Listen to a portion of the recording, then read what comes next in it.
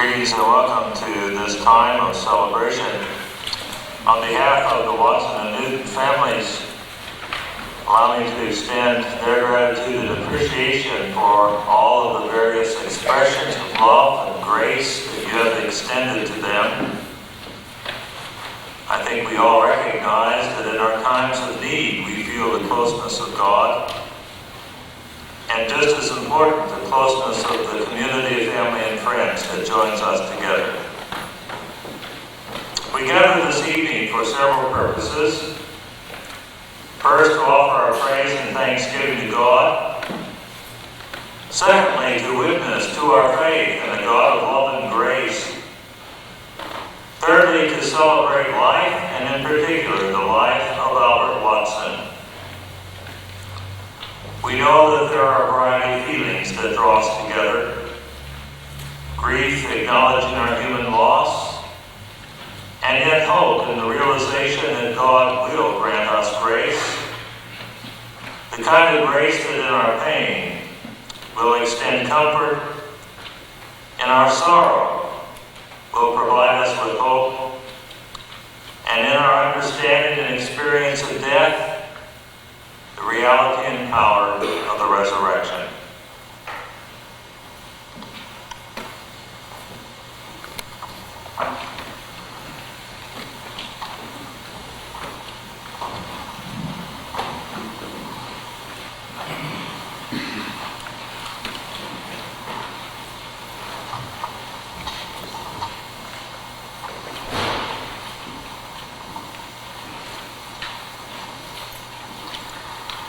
The voice of doom is loud in our land. It is heard, predicting fears and possibilities. But we have the antidote in our mouths, our words. Words are powerful, able to turn away the negative thoughts and words of those who have no purpose but to degrade. We don't have to let other people decide that we are victims of every attack, every disease, every wrongdoing. Our words, say the Cherokees, are mighty to pull down anything or any person that lies in wait to harm us. Life and death are truly in the power of the tongue, and our part is to study the use of words and their effect on us. We know what it is to hear words of courage. It is light entering a dark place, and we hear as well as speak.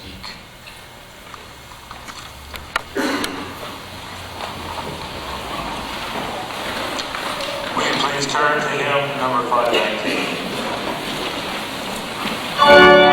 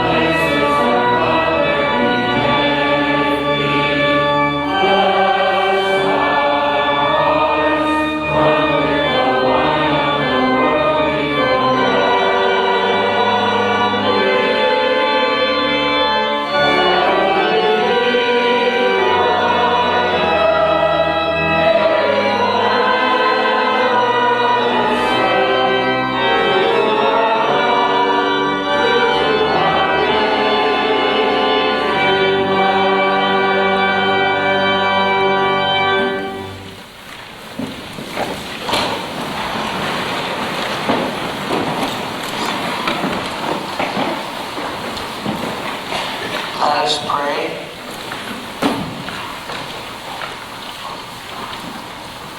Almighty God, unto whom all hearts are open, all desires known, and from whom no secrets are hid, we invite you into the depths of our hearts, where we are so broken. Grant that we may put our trust in you and have confidence in your healing power. Grant that we may look forward to unending blessing from the precious and good life that has been in our midst, but which will walk with us no more. Grant that now His presence with us will have resurrection power. As we worship and celebrate His life, we give thanks to you for the blessing He has been for us all. Through Jesus Christ our Lord. Amen.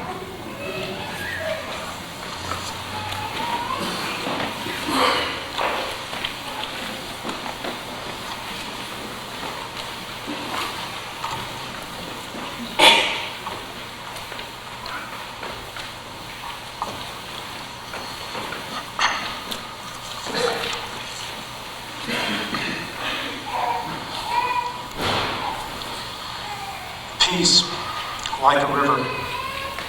Feel it, think it, see it. Peace that flows not in wild, frothy turbulence, but in smooth currents that will not toss the smallest boat. Think of peace that so permeates our entire being. A peace that is closer than our hands and our feet. Closer even than our breathing. Tohigishti came with great difficulty in the Cherokee, my relatives. Peace on earth seems distant to almost anyone in any age, but it is still sought, and the lack of it affects us still personally. Stress raises our blood pressure. It makes our heart race and our ears roar with panic. We can stop right here and now and put it all down. Speak the words of all that stopped a storm. Peace, be still. It worked centuries ago, and its power is still intact. Say it many, many times. Many times a day to stop the negative flow that intends to sweep us away.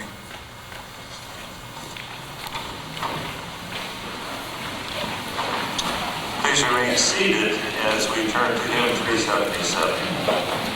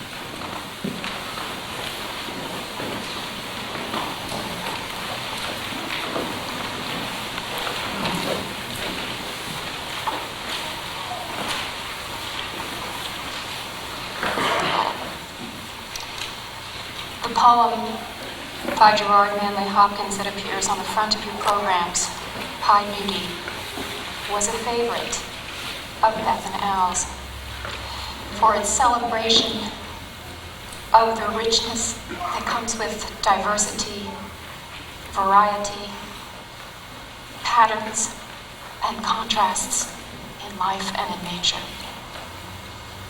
They especially loved it when they thought about the children they would bring into the world together.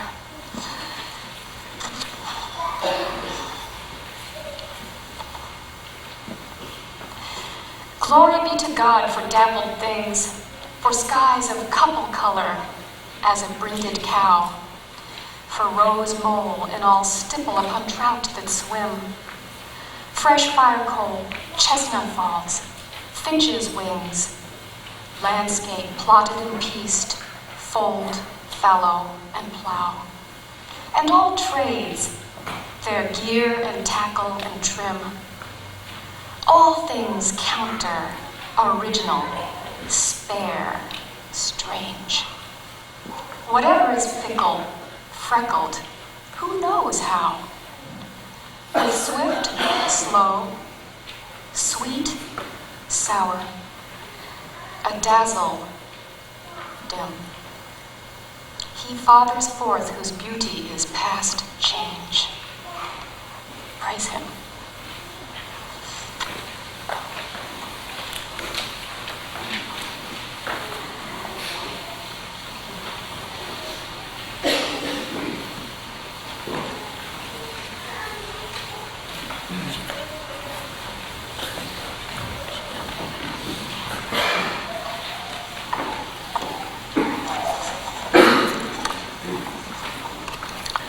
Jacob was left alone, and the man wrestled with him until daybreak. When the man saw that he could not prevail against Jacob, he struck him on the hip socket, and Jacob's hip was put out of socket. Jacob's hip was put out of joint as he wrestled with him. Then he said, "Let me go, for the day is breaking." But Jacob said, "I will not let you go unless you bless me." So he said to him, "What is your name?" And he said, "Jacob." And the man said, "You shall no longer be called Jacob, but Israel, for you have striven with God and with humans, and have prevailed." Then Jacob asked him, "Please tell me your name." But he said, "Why is it that you ask my name?" And there he blessed him. So Jacob called the place Peniel, saying, "For I have seen God face to face."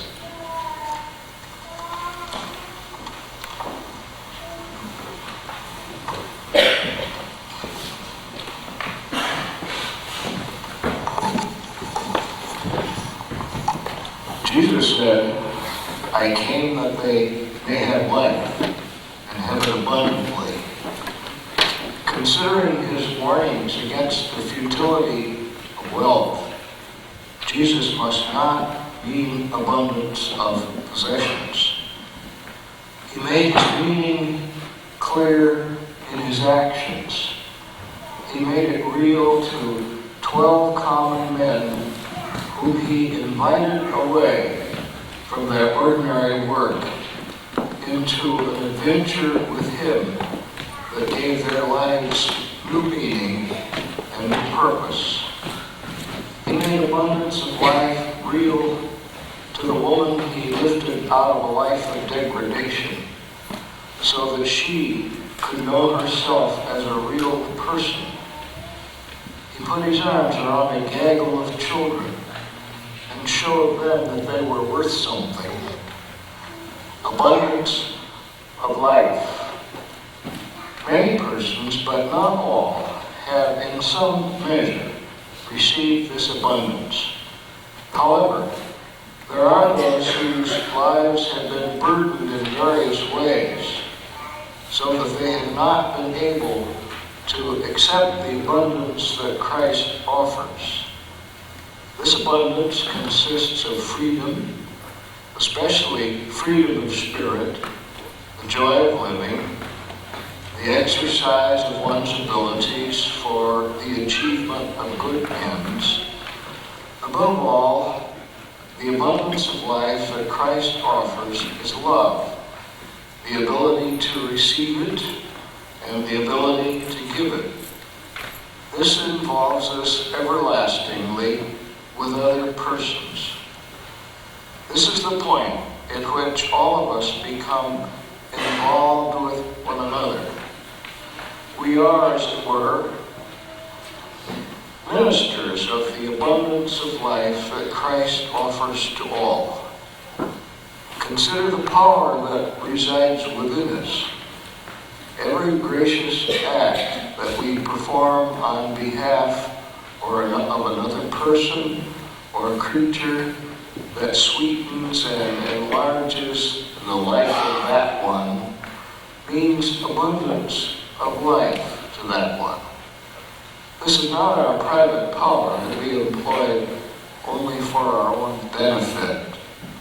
We cannot even experience it until we give it away. Christ gives us this power to vitalize and beautify the lives of children and youth, or to lift the spirits of some young adult who at the moment cannot see the way ahead, or to enliven some elderly person whose life has become tasteless. When we leave this place, let us remember who we are. Ministers of the abundance of life that Christ has promised to us all. Let us pray that God will enable us to perform the little acts of grace every day that brighten the corners of life for the persons among whom we live. Let us also ask that we may be given the wisdom to discern that person who, in the words of Thoreau, lives a life of quiet desperation. Let us pray for whatever resource we need to help unblock the way ahead for this troubled one, or to help carry the load. But finally, let us always remember that in so doing, we are only God's servants, and it is God who does the work. If we think we fail in our well-doing, God accepts our efforts. Peter failed at a crucial time, but Christ lifted him up to the highest duty. No love is ever lost. No goodwill ever fails, for God weaves it into his great design of creation. God, through Christ, persists in offering us abundance of life. Let us receive it gladly.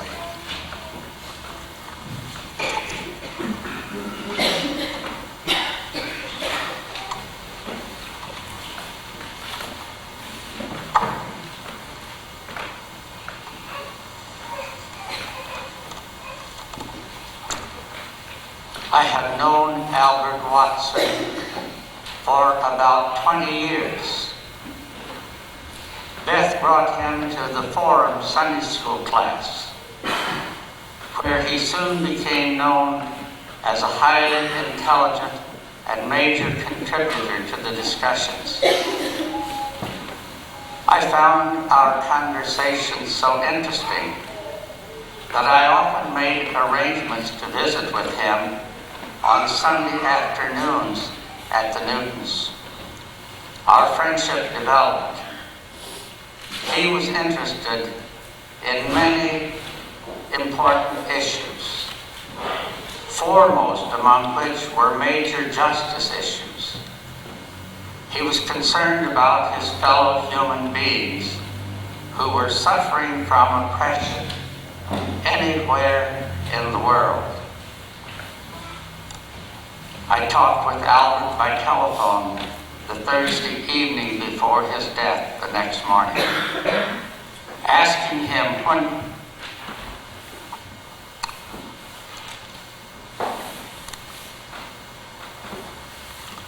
when we could get together to continue our conversations. He left me a short note in which he spoke of the difficulties confronting African American doctors in our society. As Christians and friends of Albert, let us reassess our lives as we reflect upon the life and death of our dear friend.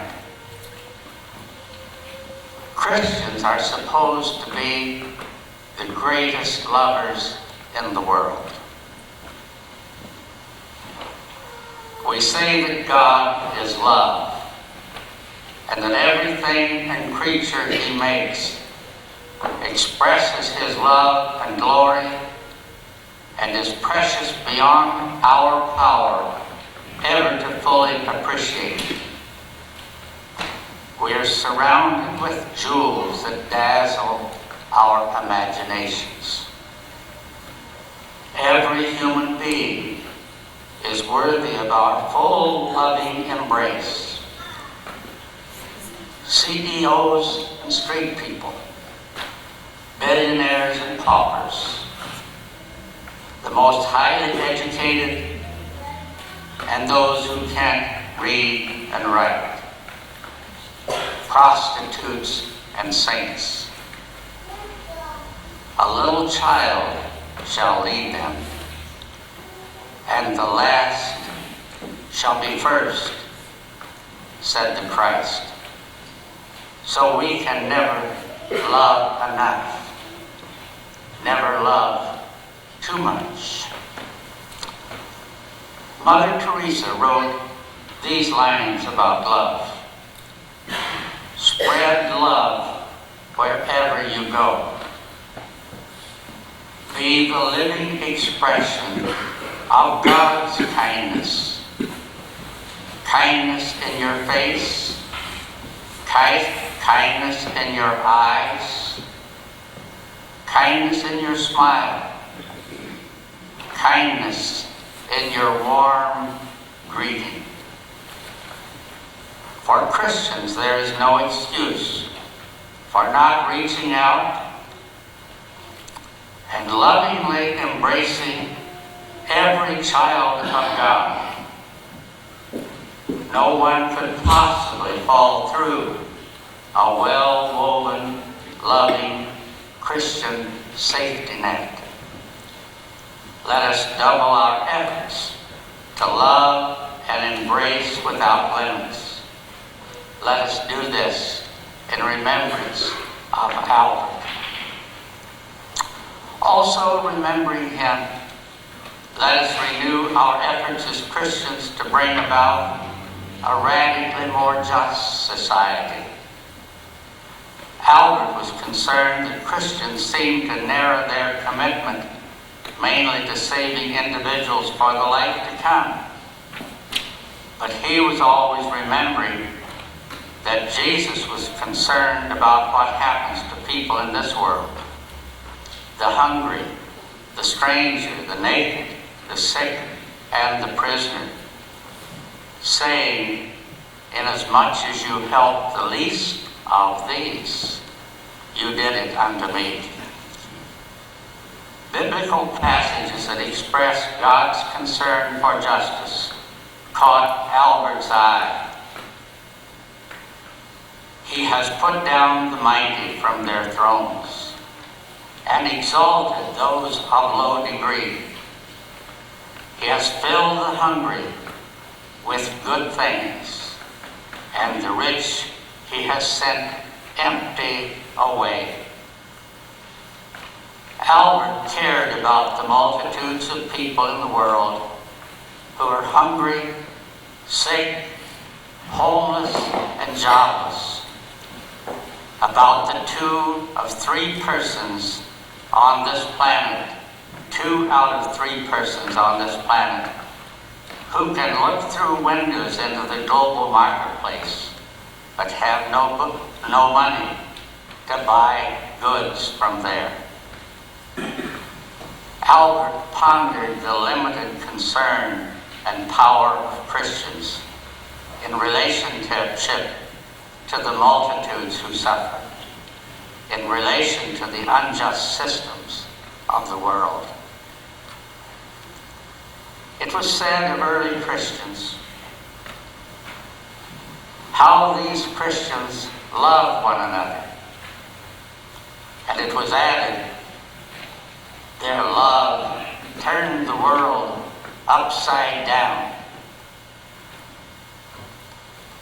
Let us commit ourselves to turning the world upside down in remembrance of Albert and in renewed discipleship to the Christ.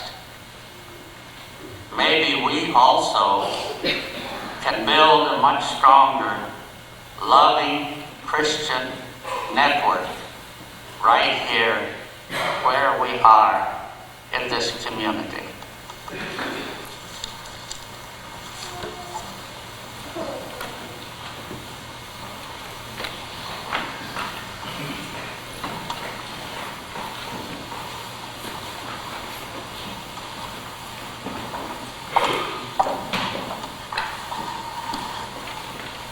As Bert says, our hearts are breaking. But your presence here begins our healing.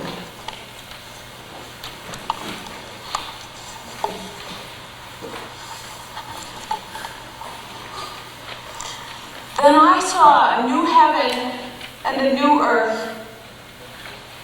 For the first heaven and the first earth had passed away, and the sea was no more.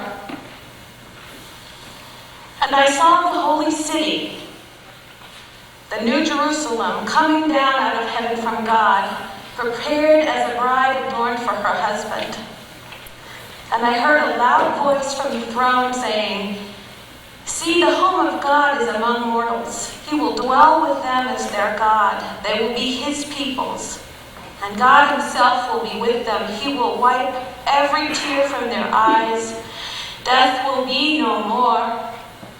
Mourning and crying and pain will be no more.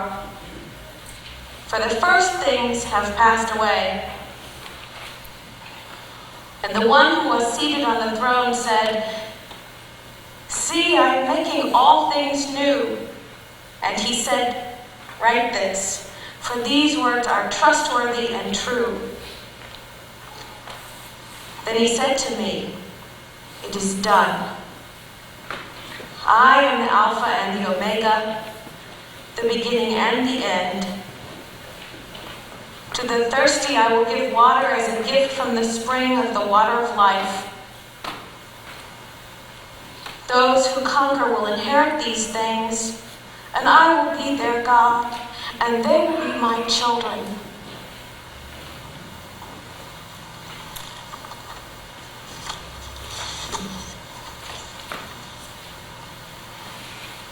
There's a microphone up here for anybody who wants to say something that they remember about Albert. This gathering is for us to make sense if we can,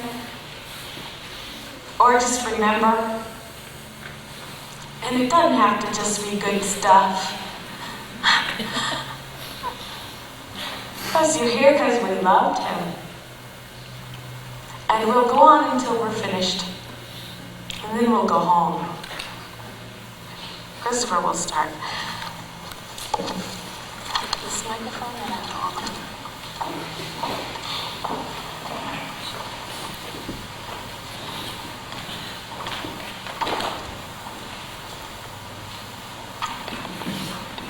It's sort of intimidating, but I will start.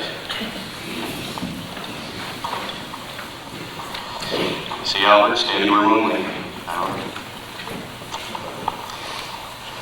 I wrote stuff down in the hopes that it would come out a little more like I actually meant it rather than extemporizing. It occurred to me as I was thinking about how I would sum up my memories of Albert, trying to make some sense of all that's happened, that recently the best times that I'd had with him were at funerals. He was really quite good at going to family funerals. And there was a truth about Albert that he spent most of the time working, and when he would stop to travel with us to my grandmother's funeral or my uncle's funeral, it meant a lot to me, at least, that he was willing to interact with the family that way and offer his comfort and support. That's why it's gratifying to me to see so many of you here tonight. I think it's a testament to the number of people whose lives I've touched. One of the things that I perceived about Albert was that he spent what little free time he had looking for ways to make his life and head work more efficiently. He seemed to be searching for a paradigm or perhaps a set of beliefs that he could use to pull the parts of his life together. Our benediction tonight is a series of ideas from the Tao Te Ching about things to do to help you become a better person. I know it was important to Albert and that he had been trying to draw on Zen for faith in the last few weeks because he had been tending a small Zen garden, reading a few Zen books we found around the office, and using a coffee mug which had some inscriptions found in the benediction that we discovered when Dad and Cindy and I cleaned out his office on Saturday. The mug was a gift to him from my sister that he was obviously using. And seeing it made me wonder how he could have made the choices he did in the last few days when he was working so hard to find meaning in the life-affirming messages around him. When talking with family and friends about him, we've all spent hours processing every piece of data we can come up with, working through possibilities and rumors, lies and truths. We've come up with some obvious and some not so obvious reasons for his actions. In the end, though, the only thing that everyone seems to key on is that he chose to leave us, his family, his tribe behind. But what I want to make clear to everyone, and especially all of his family, is that he did not leave us because we didn't matter to him, or because he did not love us the best way that he could. One of the phrases that jumped out at me from the Zen mug on his desk was, "In family life, be completely present," which is a little incongruous under the present circumstances, but despite the fact that many of us have a hard time seeing past last Friday, I discovered that I too have 20 years worth of memories about Albert, how he treated me, his brother-in-law, his family, the people around him in happier times. And so maybe the truth for me is that even though he couldn't pull all the strings of his life together in the end, my experience with him has enriched my life and made me a different person. In my family life, he was completely present. Albert was the best man at my wedding. We hadn't been spending a lot of time together, but when the time came to pick one, I found myself going back to him as the person who had blazed the trails before me and who had offered me a lot of generosity and wisdom in our times together. Over the years, in his big brother-in-law capacity, Albert made me try raw fish, alligator, Frank Zappa, Birkenstocks, Chicago blues bars, Japanese epics with English subtitles. Ron was very long. Off medicine with codeine, Aikido, anchovies, marriage. Which is actually working out pretty well.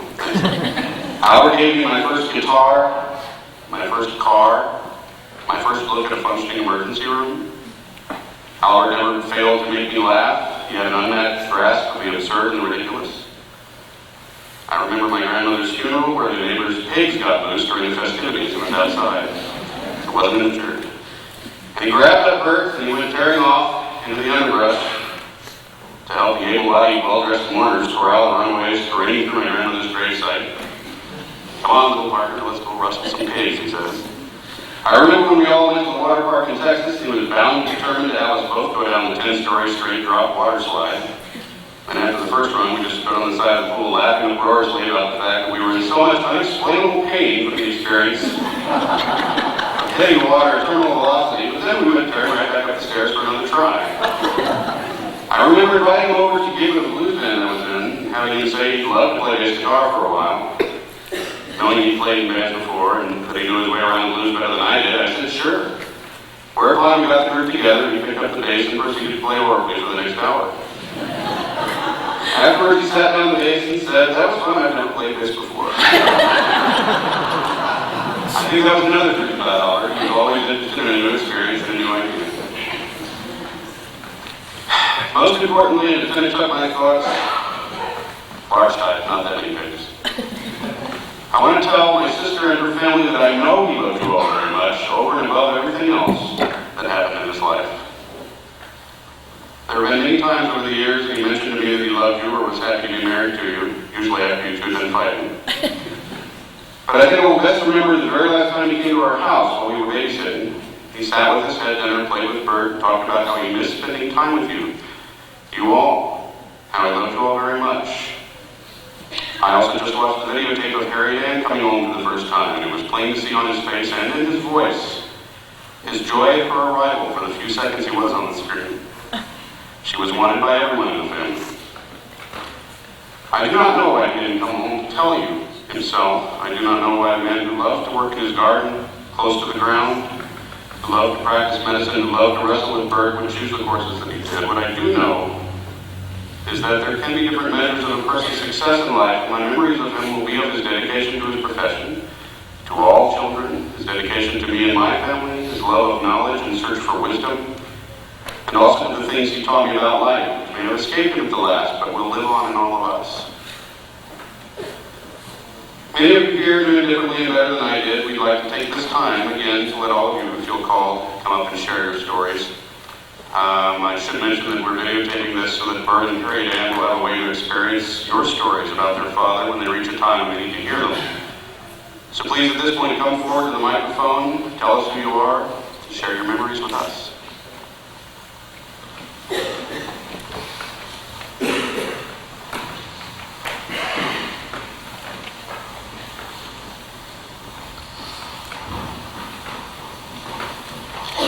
Itapi api.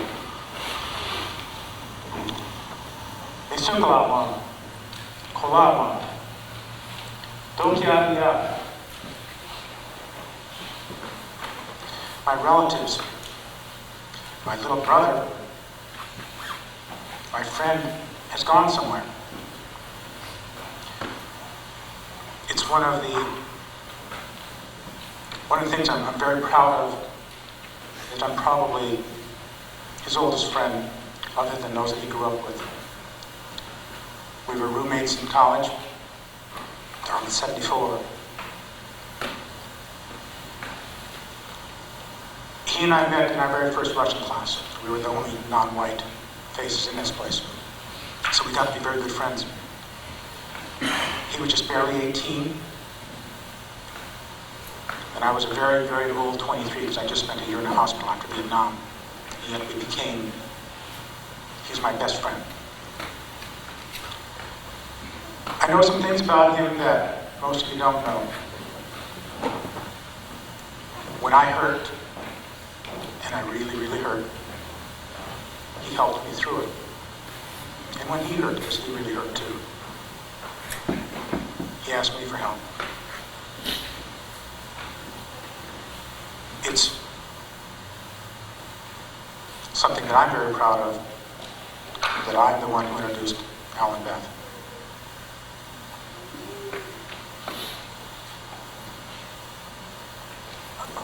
Friday evening, I got home, and on the way home, I'd been thinking about Albert. I was thinking, geez, I've got to get those TV poles. I've got to go up to Wisconsin and get those TV poles, take down to him, down in Greencastle.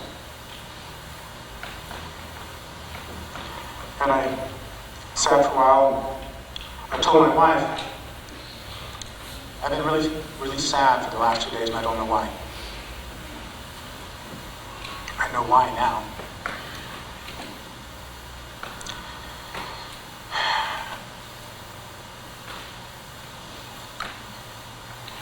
As probably many of you, I got very angry very, very quickly when I was told. Very angry at him. But I got over it very quickly also. And I realized what I had lost. Albert and I were really close all through college. And then we went through an estrangement of several years, and I missed him terribly. It makes me feel good that I've been told that he missed me too.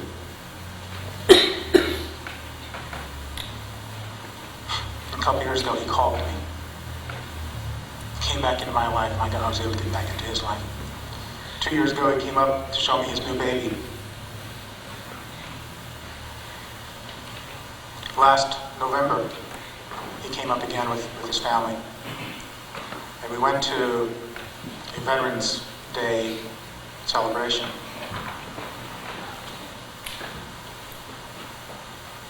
A Korean War veteran had a heart attack there and was dying. Albert kept him here. And I have been told by a number of my airborne friends to thank everybody from his family because that man is still alive. God, I wish Albert was.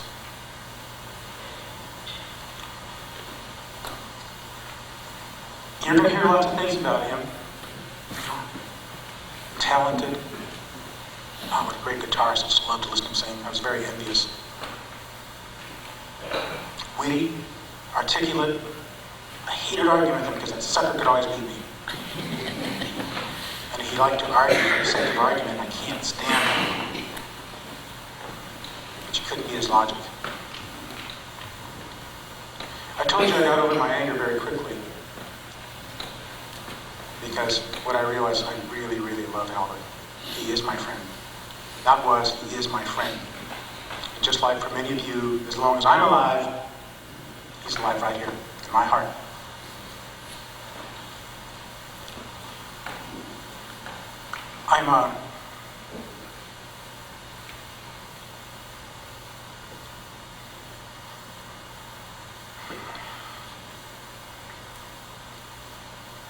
I told you that Albert and I were the only non-white faces in his class. I am now a criminal defense attorney, and I defend primarily American Indians.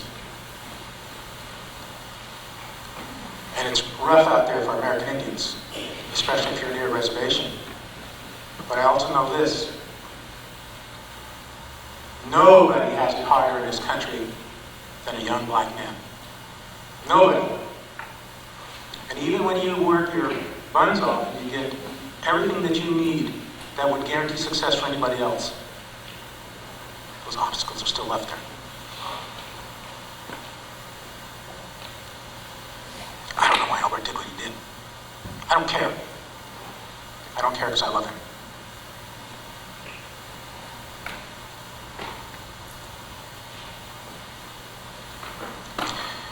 There's a song.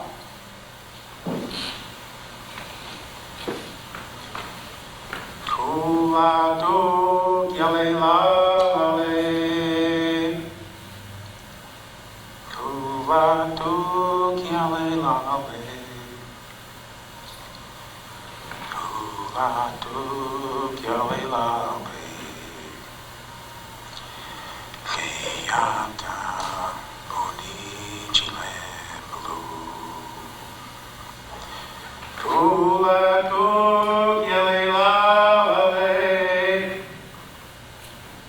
Kulado yale la le. Kulado yale la le.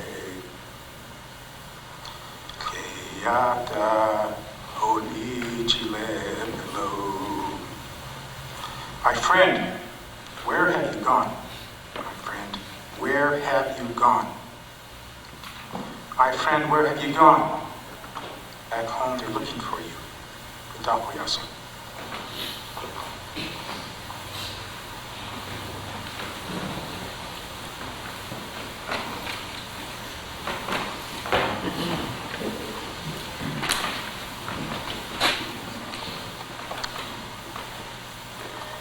Charlie Drake was also a dear friend of Al's during his Dartmouth days and beyond. Al was in Charlie's wedding, which was also my wedding. And Charlie wishes he could be here. He has a very frail 84-year-old father he's taking care of.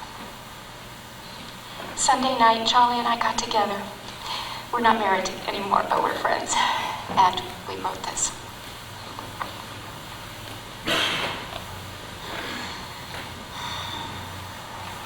Images of you, Al. Streeter Hall, freshman year, in Charlie's old single. You and Chaz jammed together on guitar to Crosby, Stills, and Nash, relaxing from the intensity of academic life. Equally at home with the Law Street Journal and Underground Comics, swapping books by Tom Robbins and Richard Brodigan, you loved their offbeat irreverence, the release of poking fun at life. Supper at Charlie's parents, Ed and Mary's. Your mother leaving messages for you with Charlie's mom. Coming down to Smith that remarkable weekend when Charlie meets me and you meet Beth. We play word association games in the L, like meet, me, when, tonight. We double over with laughter. Your senior year studying biology at Dawes House, while the rest of us kid around. Troche, the undoubted instigator of our hilarity. You snap your textbook shut and finally announce, inchoate interstitial pneumonisms. Yup, I think I've had enough. Plainfield, the following year after graduation, living with Charlie, Troche, Pete, and Jim, working for Pizzagalla Construction, struggling with whether to go for medical school, spending $1,000 on fuel that winter for a house so little insulated, water on the counter freezes overnight. Living with the demands of running a waterless kitchen. Lightning having taken out the well pump, and Tudor Ingersoll, the absentee landlord, also known as two-door, four-door hardtop, having drilled a new 1,000-foot well only to find it dry. We listen to ZZ Top and War. Our theme song is Cisco Key was a friend of mine. Do-do-do. We sing and play guitars in the living room, puzzling over the timing of some sheet music. Summer of 1975. Your gutsiness at living at Mama Bear's Roadhouse and working in the Bethel sawmill awe me. Picking you up in Charlie's light blue Yoda as it coughs up the hill on 3 cylinders, you tell us about your life in Vermont. Standing with Charlie at our wedding in Robert Rollins Chapel, polishing the blat, it's a horn, for our party in Plainfield after the reception. Tribal comes to mind. Bonfire, floor-length jean skirts, you and Mike Bonner on the hillside above the house, twirling sparklers as you gracefully execute a kata. Dancers encircled by friends seated upon the earth below. 1978, you travel cross-country with Mark Harmon, your med school roommate, to spend New Year's with all of us in Canaan, New Hampshire. We are thrilled. We write profound thoughts on a sheet of paper taped to the fridge, and standing in our circle, raise the roof, roaring the Star-Spangled Banner, laughing for 4 days straight amid snowbanks higher than our heads. Time passes. Some of us lose track. Troche and Obi strive to find it for us. Peaks Island, October of 1992. I escape for 24 hours to see you, Beth, Bertie, and the Dawes gang. A miracle.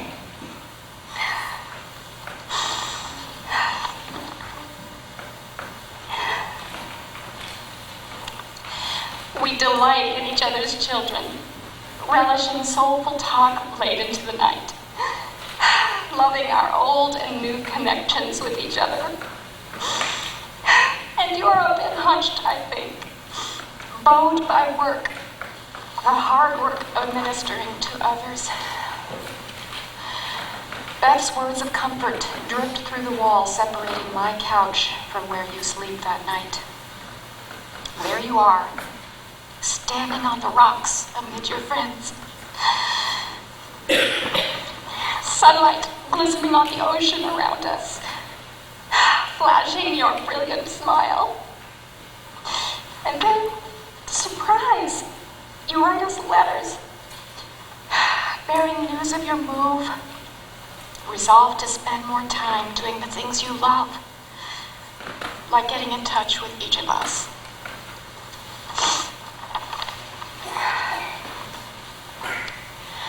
We are of one fabric. The threads that make us, often hidden from view, concealed by time, obscured by distance, by habit, by distraction, by sorrow, by fear. But they are there always. Years pass. We pick up the phone, and it seems like yesterday.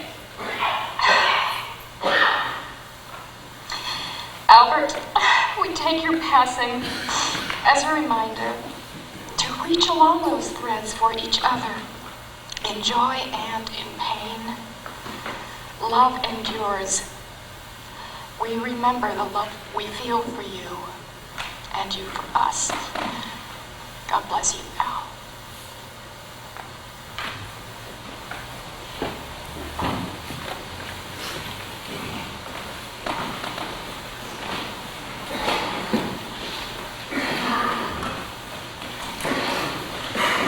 Good evening. My name is Tim Hart, and myself and Derek Jackson were boyhood friends of Albert in Chicago. We were kind of like the Three Musketeers. We grew up together. And kind of like the movie Stand By Me, we did a lot of dumb things. We threw rocks at cars, and we broke windows in new houses, and we had a friendship. We had a bond. And Derek and I came here tonight not to mourn, but to celebrate the life of Albert. We grew up in a time of being friends, pals, buddies, was what it was all about. And Albert was a success to us. We were three neighborhood guys that grew up together. One became a captain of the Chicago Fire Department, soon to be a battalion chief. Myself, I'm a human resources manager. Albert was a doctor. We came a long way together. We shared a lot. We were proud of each other. And I think that pride drove us to excellence. We had good families, good mothers and fathers, good sisters, good brothers. We came a long way together. The last comment was Albert was our friend, our pal. He was our buddy.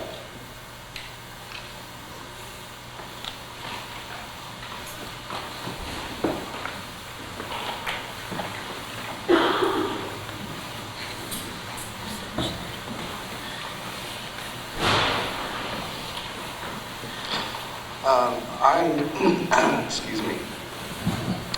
I'm Dr. William Michael Pruitt. I met Al and recruited him back to Greencastle, I think it was 1993. And I probably spent the most time with him as anyone did in the last days. I think I was the last one to speak to him when he's alive.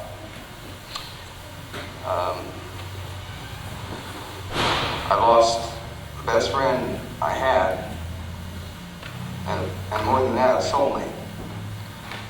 And the thing that I most want to be sure of is that he didn't die in vain.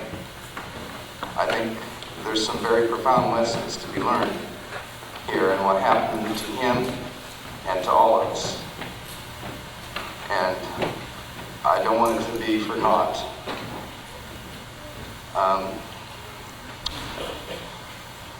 Where do I start? I think he's a very talented man, obviously. Great leader, great philosopher, great wit. I guess I could share with you a thought which may bring hope. As we were discussing a lot of heavy-duty philosophy that, well, I guess it was Wednesday about 3 o'clock in the morning before he died. And we were talking about creation and God and a whole bunch of heavy-duty stuff. And he said that, we hadn't found the limits of creation yet. And he said he thought that means that, could mean that there is no limit, that it goes on to infinity. And he interpreted that to mean that what we're all experiencing here right now, at this moment in this time, is being repeated an infinite number of times. And every potential variation in what could happen here tonight is being repeated an infinite number of times. In fact, that there is nothing any of us can imagine that isn't being repeated in this creation an infinite number of times. He told me that it took 7 star lives to go from an atom the size of hydrogen to an atom or the size of iron. I didn't know what a star life was, but I think that means that a star has to be born, go through its complete life cycle, die, and then go through its cycle again. So that just gives you some concept of the enormity of creation and how long it's been around here.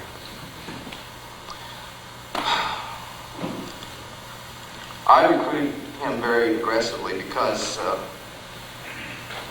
I thought he represented the best talent we had seen in Putnam County for many years. And we've had a poor track record in this county of recruiting that kind of talent and keeping it. And I hope this is one of the lessons we learned from what happened here, that it's a community effort. I think we all played a role in his recruitment. We all played a role in the struggles with his practice. We all played a role in his isolation, both professionally and personally. And we all played a role in his loss. Okay. Having said that, however, I think he gave me a crisis. He shared with me that he was in a midlife crisis, Beth. And I said, what does that mean? And he gave me the article that you had given him. And he pointed to the Chinese caricature of crisis, which is actually composed of 2 caricatures. One is danger, and the other is opportunity. And I read that as soon as I could. I think that's another lesson. It's for us to understand the difficulties of the male role in society and the stages of the male life and how difficult it is, and the potential isolation we can suffer as professionals can be devastating, because we all must play the role of controlling our emotions and focusing on the professional task at hand. And he was a very great player in that regard. Very great. And he did share with me that his family was concerned that he might harm himself. And he laughed it off. So I dismissed it. I'm trained to recognize suicidal behavior, suicidal threats, suicidal dangers. Pretty heavy-duty stuff. Because I was with him 3 hours Wednesday morning, and I was the last one to speak to him alive. I've been speaking with him a lot since then. But I hope that our medical community, medical leadership in the county will learn from this experience that when we recruit high-quality people, that's not the end of it.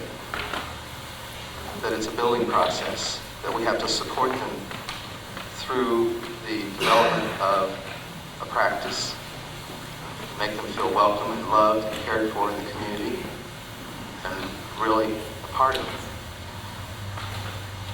Because I faced the same problems that he did. Isolation and a lot of resentment for me coming to town. And you may know that I just announced a new practice yesterday. He and I spent a lot of time planning for the future, an enormous amount of time. We were going to start the greatest medical practice Putnam County and Greencastle had ever seen, okay? Hands down. And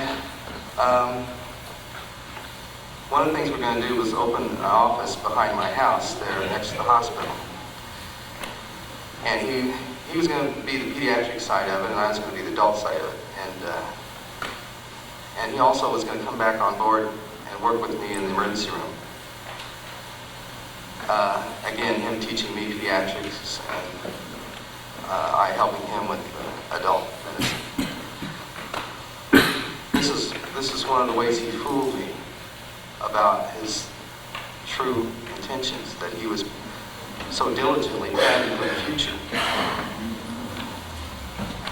And that is, in my experience, that's not behavior or thought processes of one who's seriously contemplating suicide. We all certainly have thoughts of it. It's a universal phenomenon. But to be making aggressive plans for the future, daring thoughts of starting a new practice, is not, in my experience, the frame of mind of one who's going to end it. The other lesson, financial difficulties. He's spent a lot of time, we worked a lot together on this aspect. I think that, the normal pediatrician fee is, for a typical visit, maybe $40, is it? Something in that neighborhood. Medicaid, which I think was about 90% of his business, fee would be $19. And after he paid for collection services, he had $9. And he was competing with the fellow next door with the private practice, $40. And he hadn't paid his office help, he hadn't paid any supplies, hadn't paid the utilities, hadn't paid his mortgage, hadn't paid anything. And he had $9. I think that's the other lesson. That's a big society lesson. If we want the finest care for the underprivileged, the underserved, we cannot treat them that way. It will not work. I think that's the other lesson he taught me. And we were diligently, I had already constructed a billing and collection company, which still exists in Carversville, and we were going to give him collection services free, and that offer still stands, okay? Because we needed this experience on our belt to get this medical billing service underway, and so he could teach us while we were helping him. And we wanted to offer him this free of charge to help get him through this difficult time. And my crew, I talked to them today, they had intended to go down there this week and get things rolling. And I can instruct them to go ahead and get things rolling, if you like. But that won't solve the larger problem that Al was confronting with starting a practice in which 90% of your clientele is underserved, underprivileged, and poor. The other thing I guess comes to mind is that he didn't like Kentucky Fried Chicken and fish sticks. He made that very clear to me. I guess he kind of likes good food, and I share that with him. And I guess that's the other lesson I take from that. In Greencastle, I guess we're going to have to get some better restaurants. KY Fried is just not going to get it.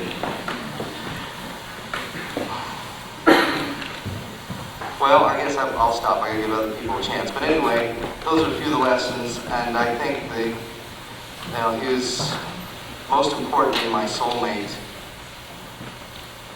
and I loved him, and I don't think we can ever replace him. And I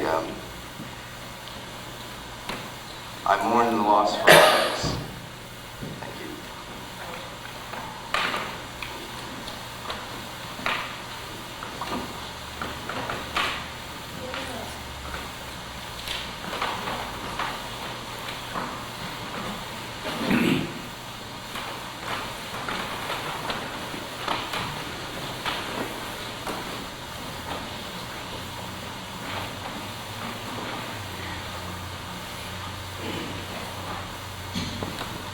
I'm here tonight with respects to Dr. Albert, Beth, Harriet Ann, and Bert, Mrs. Newton, and Mr. Newton. I'm happy to be here tonight. My name is Marilyn Curry, and I'm originally from here, but I moved to Roseville. And how I come about meeting Dr. Albert was, it was really exciting. I was in a little trouble with some children. I'm a foster parent from Marion County, and I've taken drug babies. And at the process, right now I have a total of 8. I adopt some and some will move on. But I was at a school meeting one day and I was having a meeting with Mrs. Newton, and I had a problem child that was a little worse than the rest of them. And I had my head down and I was wondering what I was going to do, and I had been to a lot of places to get help and it wasn't seeming to work. It wasn't working at this time. So Mrs. Newton leaned over and said, I have somebody for you. I said, you do? She said, yes, my son-in-law has a practice in Danville and in Greencastle. And my heart got I was really excited then, you know. I said, oh, really? She said, yes, he's a young Afro-American. I said, well, thank the Lord. So, you know, thank the Lord for that, you know. And, you know, as I went on, I took these children to meet him and made an appointment. The first time I made an appointment, I had a hard time getting in. And when I did get in, I got in to see him. And I took my boys in, and he looked at my boys, and I told him what I was doing. He said, Miss Curry, what you're doing is a great thing. I said, it is. I said, I tried so hard. I said, I have a lot of sick children. He said, but what you're doing is great. He said, our young Afro-American children have a lot of problems, especially our young men. We're losing our young men. And I said, well, you know, it's amazing that you would say this, because what I do majorly, I take in boys, young boys from the ages of 2 to 12. And I'm out of a family of 18 myself. And I had 5 children of my own, but they're grown. And I adopted 2 of the 5. But I was really happy because he has really enriched my life. I only knew him approximately maybe 3 to 4 months. And I was able to bring my children there, and they were having a lot of problems in school, and he would counsel them and talk to them, and anytime they were sick, they were really excited to go to see him, because each doctor that I took him to, they were really upset. They were scared because they didn't, you know, they was always looking for a needle. And when they would go in to see Dr. Albert, they would say, well, I get a needle today? And he said, no, I'm not going to give you a needle today. I want to talk to you. And my boys would just look at him, and they would really get excited each time they would go. You know, one of my boys, he never got to go. But one day he said, well, I think I don't feel good. I said, what's wrong? He said, I think I need to go to that doctor where James goes. That's one of my boys. I said, well, what's wrong? Well, I just had a bad dream last night. I said, you had a bad dream? I said, well, I'll tell the doctor when I see him, because I also babysit for Harriet Ann. And I sort of kind of adopted her in my family too, her and Bert, on Mondays, you know. And so when I talked to Dr. Watson about the boys, you know, sometime I would come to him, I'd be kind of down. I said, well, I don't know, I think I'm going to have to let this one go because it's kind of depressing. It seemed like what I'm doing is not doing any good. He said, no, you just keep on doing it. You're doing something. I can tell each time that you bring them to me, I can see an improvement in them. And when the boys would come to him, when they first came to him, they wouldn't even look up at him. And as I would take them to him, they would look up to him, and he would tell them about how you have to be strong, and how you're a man. You're a young man. One of my boys is 12 years old. He said, you're a man. Now look up at me. Look at me. Don't look beside me. Look at me.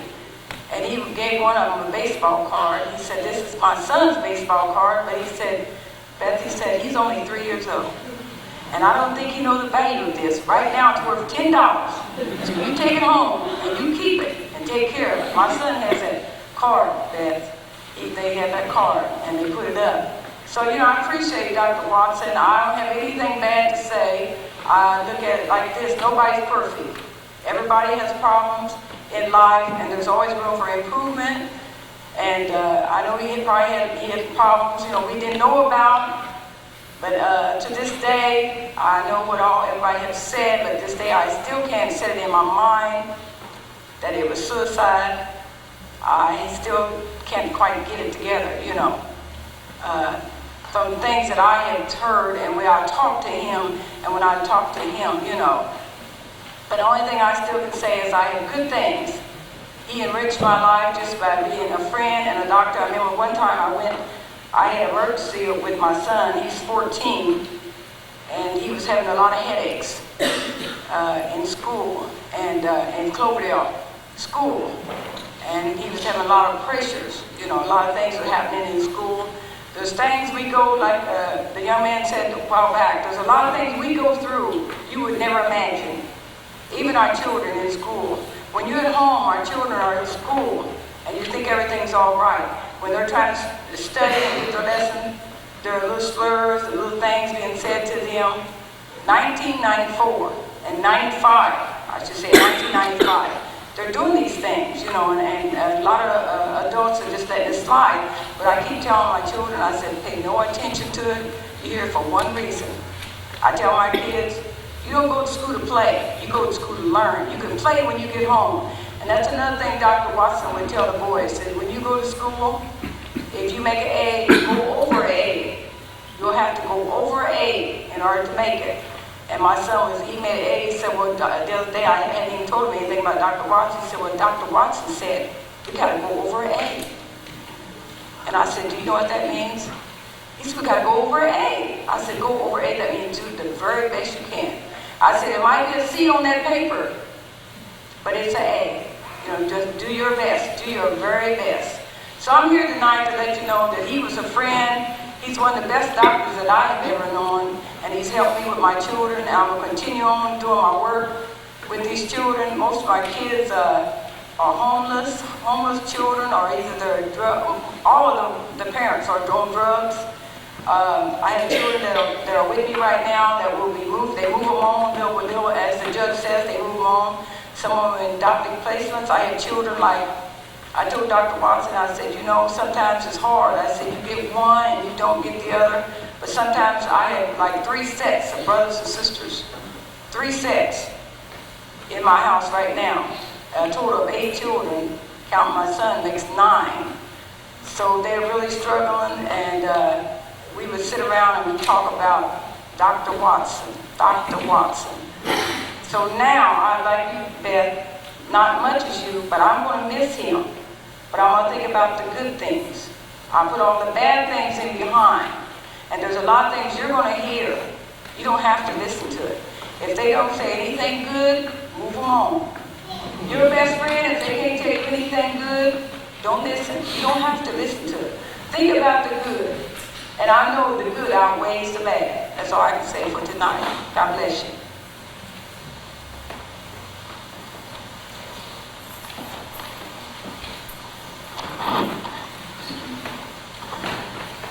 Don't worry, I've got so many memories that I won't try to tell them all. But one.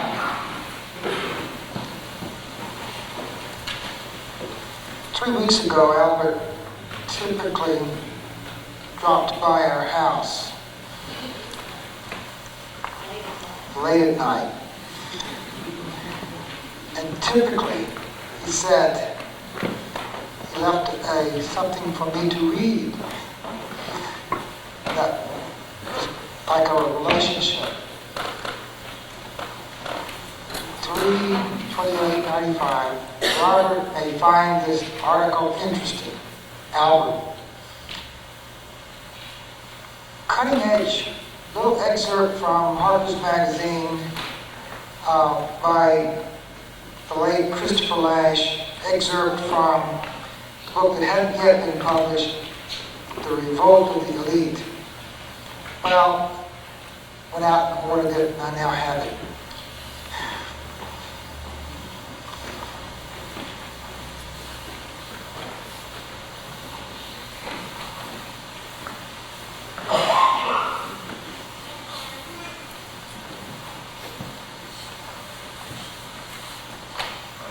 This weekend, while I was still suffering from the shock and the horror of what happened, I sat down to write a letter to Bert and to Harriet Ann to share with them some of my recollections of their father, with the hope that they would read it someday when they're older and wanted those memories of their father.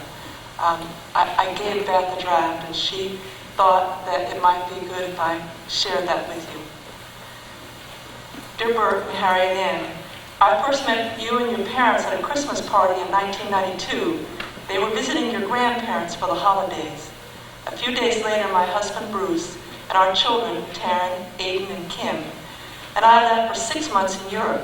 While we were gone, you moved here to Greencastle. We were nearly ready to return home in July when Kim, then 5, had an accident in Prague, Czechoslovakia. He dropped his subway ticket on an old escalator, and when he reached down to pick it up, his hand became caught. By the time his older sister Taryn had pulled him free, one finger had been partially amputated. The rest were broken and horribly shredded. We spent 2 nightmarish days at a Czech hospital under fairly primitive conditions before we could fly to a German hospital. Nearly a week passed before we were able to fly home. We took Kim straight to Riley Children's Hospital. It was a relief to be able to speak the same language as the doctors, but we were distressed at how little time any of them spent with us. Our first days back were a blur of visits to emergency rooms and consultations, each time with a different doctor. After a few days, when we were on the brink of exhaustion and hysteria, someone suggested that we call your father. I recall the evening well. It was about 7 p.m., and Bert and your mother and father were having dinner with your grandparents. I think your father must have heard the panic in our voices, because within a few minutes he had arrived on our doorstep. Your father took our brave little Kim into his arms and talked to him about the accident and what had happened to him. Kim trusted him immediately. He gently examined Kimmy's hand and responded to our immediate concerns about infection. Then he took us step by step through the proper way to bandage Kimmy's wounds, taking the time that nobody else had given us. For the first time, we gained confidence, the confidence that we so badly needed for what had seemed like an overwhelming task. Then, using Kimmy's x-rays, he gave us the most interesting explication of bone injuries, their treatment, their long-term prognosis, as I can imagine anywhere, including medical school. It was very late that evening before Albert went home. The characteristics that we saw in Albert that night, compassion, competence, willingness to thoroughly explain everything, and a natural rapport with his young patients, were ones that we came to rely on over the next 18 months. Indeed, I used to look forward to taking the children to see him. No matter how sick or miserable they might be feeling, he never ceased to amuse and delight them. And he never ceased to amaze all of us with the depth of his knowledge and the marvelous clarity of his lectures on every medical ailment we brought before him. The last time I saw Albert, I took Taryn to see him about a common but vexing problem. As always, he put her immediately at ease. He analyzed and explained the problem and its origins with great humor and clarity. Then he drew her into a discussion of possible strategies for dealing with the problem and their consequences. I remember later trying to remember the details of this explanation and repeating it to my friends. We all agreed that it was the best explanation we had ever heard on this particular subject. When we left his office that day, Taryn, then 12, turned to me and said that for the first time in her life, she too wanted to be a doctor. I don't know if Taryn or Aiden or Kimmy will ever follow your father's inspiration and become physicians. But if they do, I hope that they will aspire to be the kind of physician that they knew your father to be: compassionate, engaging, wise, and very competent. The children, Bruce and I, will miss him a very great deal. I also want to say something to Beth, and that is that we're there with you, with your struggle to keep Harriet Ann, and I hope that most of the people here will be able to also be with Beth if she needs us both through the adoption process and through the process of being a single parent.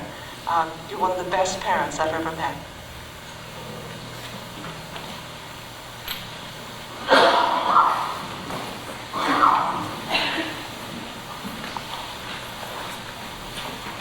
Beth Ann, my cousin Nan, to the Newtons. My name is Ken Hampton, and I serve as the senior pastor of Grace Chapel in Detroit. But more particularly, I serve as the executive director of Grace Chapel Community Youth Center, where we affect the lives of some 500 underprivileged young men in the city of Detroit. It's the same place where in 1992 we took the Urban League Award for such an effort. Last Thanksgiving, our family, we were together at the youth center. Beth was there, cousin Elle was there. And all of you who've come from Detroit, would you just please stand? The family from Detroit and Chicago, just stand, just to let them know that we're here in support of you. Thank you so much. Thank you so much. Thank you. I've heard this word used again and again. The loss of your husband. The next time you hear someone say that, Beth, you might retort, he's not lost, I know where he's at. Loss speaks of hopelessness. And conversely, the Lord Jesus said that he came to seek and to save that which was lost. Amazing grace, how sweet the sound that saved a wretch like me. I once was lost. Elle once was lost. But he came to faith in Christ. So we know where he's at. Secondly, trying to put this in a biblical context. Because I served as a Detroit policeman for a long time, and now I'm a Detroit police chaplain. And one of the reasons why I went back through chaplaincy school is because there was a white inspector who would say to me from time to time, let's take a ride. And we would ride. And I'd wonder, why would he ask me to drive him around? And little did I know, he wasn't asking, let's take a ride, he was asking, let's talk. Because not long after that, he blew his brains out. We can miss some cues. The best of us can. But then I put it in another context where Paul states, we have this treasure in earthen vessels. Elle had a treasure. Great mind, great intellect, great humor, great love, but it was in a very fragile vessel. And we don't know how fragile we are. And there's not one person here who is not close to the edge, given the right set of circumstances. We have this treasure, this MD, this brilliancy, Paul said, in earthen vessels, fragile vessels, easy to be cracked, easy to be damaged by racism, bitterness, misunderstanding, prejudice, that can crack a vessel. We can all be guilty of doing it if we're not careful. Nevertheless, the Apostle Paul also indicated that we have hope. Why? Because Christ hath abolished death and hath brought life and immortality to light through the gospel. And if I thought for 1 minute this was the end of the story, I certainly wouldn't have taken time out of my schedule to come these many miles for a hopeless situation. But thank God there's hope, and the best, the very best, is yet to come. So therefore, Beth Ann, Nan, Newtons, I commend you to God and to the word of his grace, which is able to build you up and give you an inheritance among all those that are sanctified. Just this last point. When he came through the door at the youth center, he was amazed. He saw the boxing ring. We have boxing teams, basketball teams, weightlifting teams. And you're never too old. You know, I'm never going to retire. I was challenged by one of my older mentors. He said, and he's 84, he says, don't retire, refire. Then I take a lesson from George Foreman. Not to go as far as name all my kids George. But Al had a great sensitivity for the downtrodden. And that's why, you know, when he came and talked, and I heard about his advances here, but I have to say this, until I, sitting there listening to what I heard, now I understand why he was taken up with the youth center. Because we are like spirits, like minds. He was concerned about the least of these. He says, wow. He says, how many kids are you reaching here? Oh, 400 to 500. Wow. Every day? Every day. Why? Because they're dying every day. They're hurting every day. They're suffering every day. They're in need every day. So that was our bond. And that's why I'm here. God bless you for his name's sake. Amen.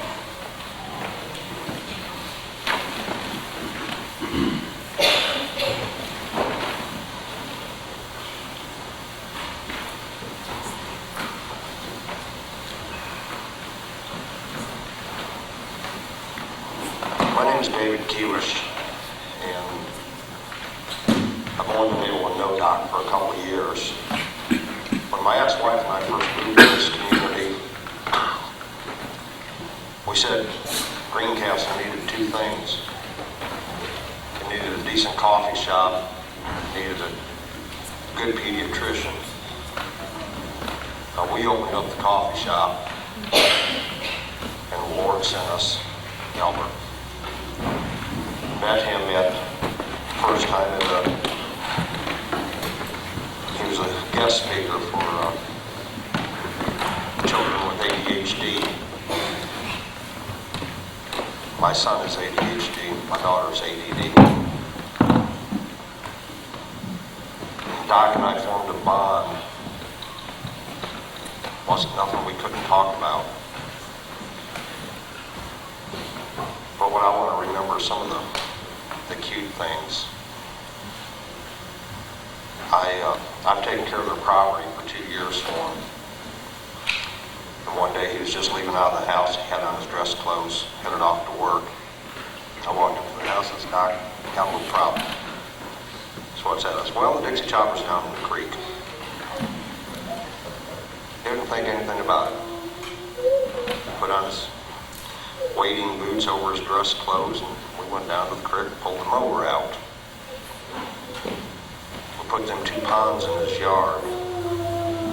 The more we done to them ponds, the more Beth said they looked like Texas. Planted bamboo still looks like Texas. He loved them ponds, he loved them fish. Most of all, he loved Beth.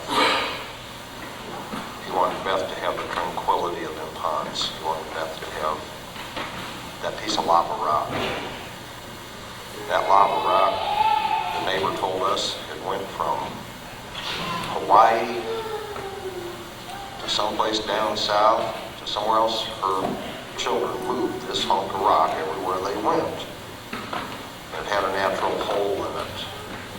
So we got moved one more time to that pond. And the water flows through it, and it trickles, and it's tranquil. Many a times when things were bothering me, that I would go over there and sit by their pond.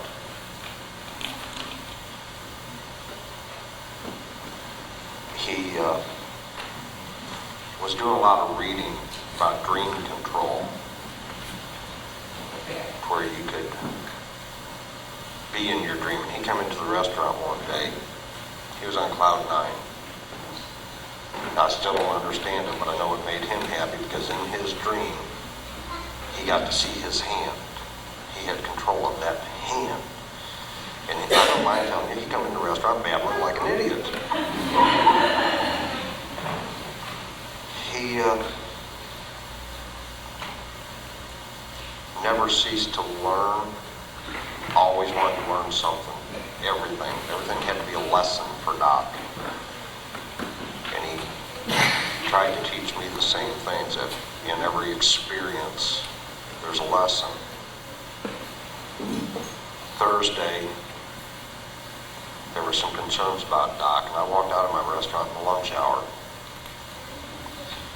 to go up and see him, see if he was okay.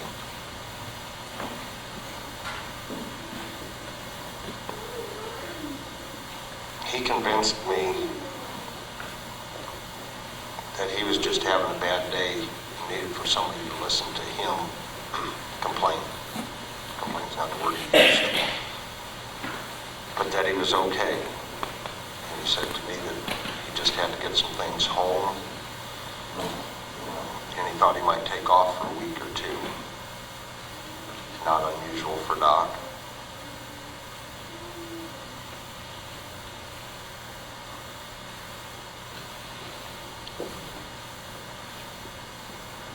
I miss him very much. And the last chuckle, I hope you guys enjoy it. There are quite a few of us that know that Albert always said that he wanted to be cremated, wanted his ashes spread on the tomato plants. Well, sitting out there at that pond one day, he said the same thing to me, and he looked at me and he says, David, I'm so full of fertilizer, them tomatoes are going to be that big. I love him. I miss him. And as for his talent, Bonnie, my fiance,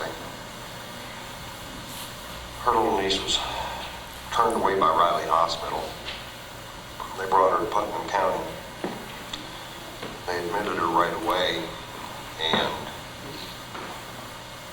the sister was telling Bonnie, who was telling me, and I was telling Doc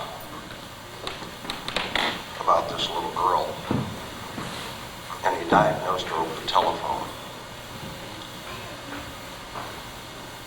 24 hours later, the hospital diagnosed her. Bonnie had spent the entire day up there with that little girl, interacting, playing, so Mom could get away and take a shower and clean up. And the doctor came in and told everybody in the room to get out. The girl had the flesh-eating virus, which in turn caused Bonnie to go nuts as to what she should do, what she shouldn't do, whether she should be around our children. No problem. Pick up the phone, call over. Need to talk to you. Went down and seen him. Got Bonnie on the phone. Basically told her, he says, hey, go take another shower. The girl had 3 showers that day. But he chuckled at her fears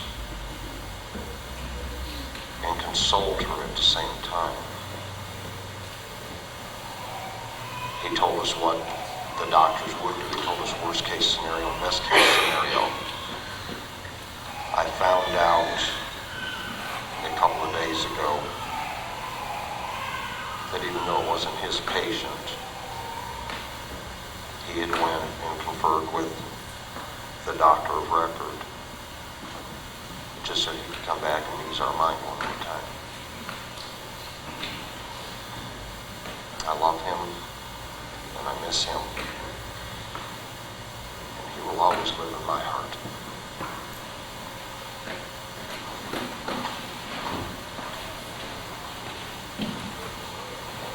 "12 years ago, when I was pregnant with Carrie, I asked my friend to be my pediatrician. When Carrie was born, Albert was one of the first people to hold her. Her father was across the world in Egypt. She came early. Albert then came in to tell me that there was some concern about Carrie. He said, but don't worry, I just don't think these doctors here at the University of Chicago know what a biracial child looks like.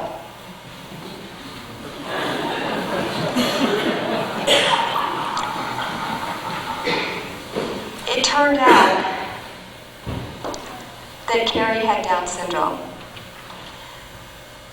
And Albert came and sat on the edge of my bed and told me.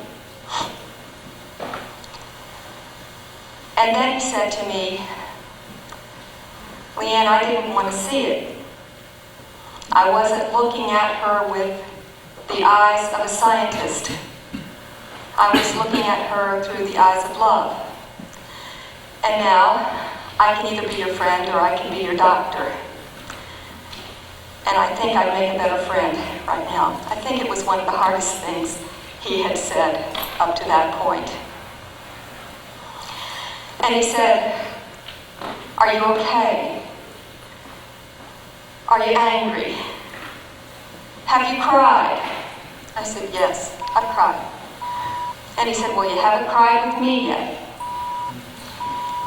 And he took me in his arms, and we cried. A damn good friend.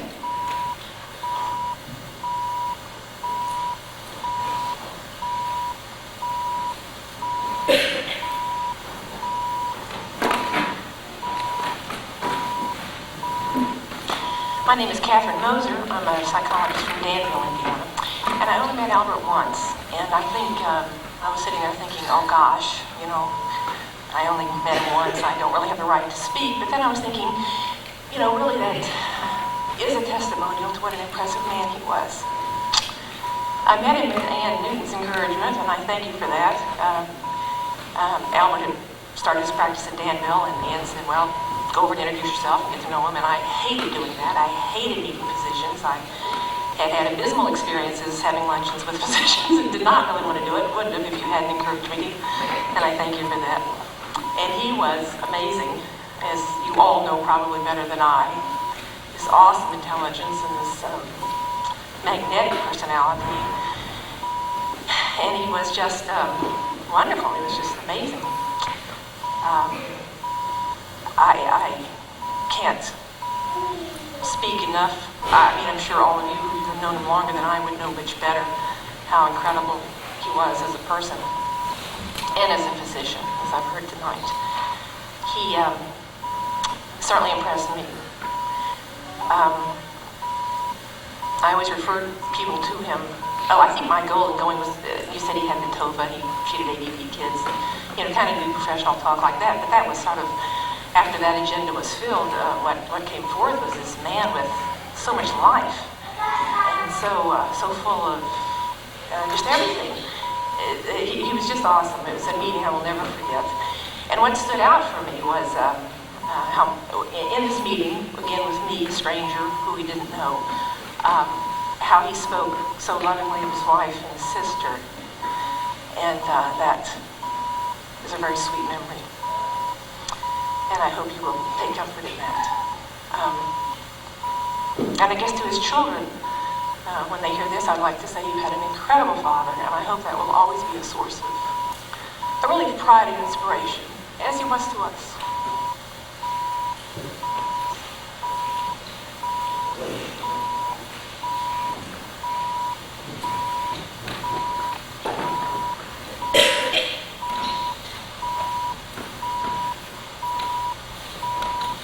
My name is Barry Baynard.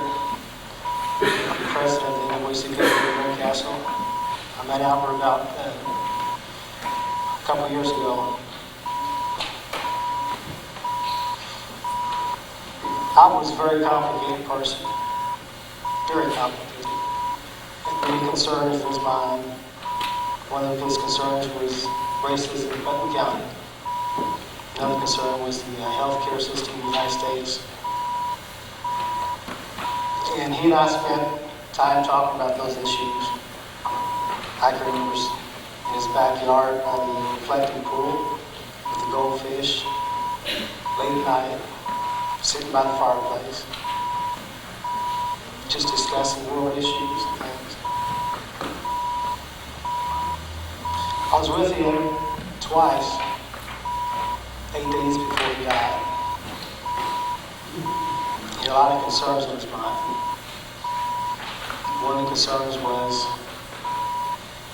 the problems with being an African-American doctor.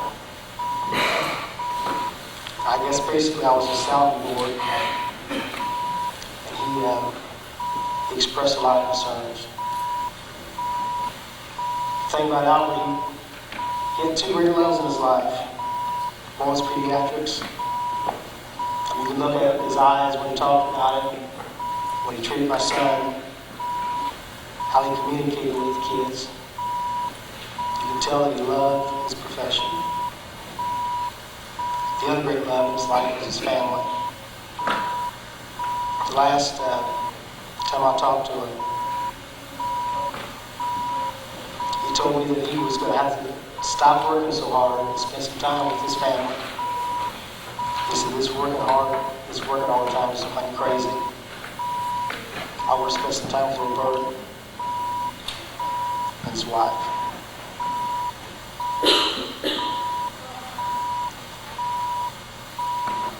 He was a friend of mine. I'm going to miss him.